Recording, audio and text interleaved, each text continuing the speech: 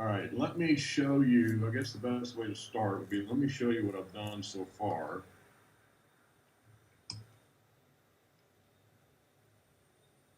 And I mean, I'm happy with it in terms of the way it looks, Okay. given my limited experience.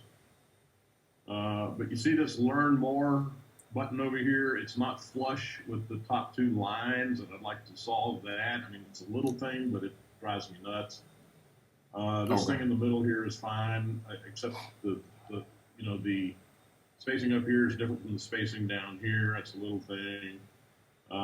This right here is about the only thing that's really functioning the way it should. Okay. What to expect? I do obviously photography workshops in Yosemite National Park, Okay. and let me take you to my previous static website, which is about 10 years old, and it was built initially with Dreamweaver, and it's simply a static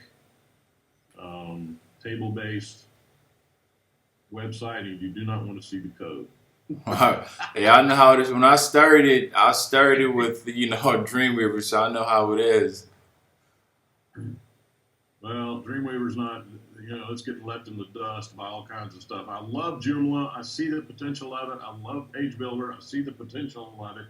And I'm willing to put the time and the money into learning it, but it's just a matter of doing it. Yeah. What template are you? Is the Melvin Quick Start? Yeah, yeah. I put the Melvin Quick Start in there, and so it loads Page Builder Pro, I think. I'm pretty sure that's the one that's in there. Okay. But this stupid nav bar up here, what I don't understand is why there's nowhere to go to edit this nav bar up here.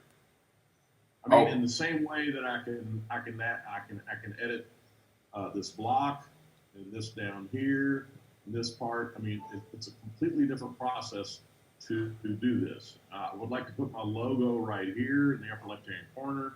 I'm slowly learning that you got to kind of do things differently when you're editing the menu.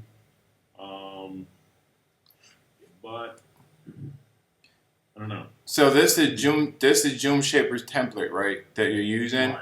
Okay. Yeah. Well, they have. I think this might be using the Helix Helix 3.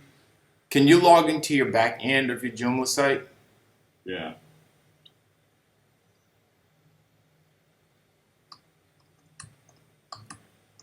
Because I'm not sure if they updated this one yet to the Helix Ultimate. Because the Ultimate and the Helix have different. So you go over to extensions. Let's see. This is the Joomla control panel. This is not Page Builder back end. Just go over for the menus. Just go over to extensions, and then go to templates. And styles or templates? You can just click on styles. That's fine. And then just click on the Melvin. Right here or yes. The box? Right. Yeah, the link.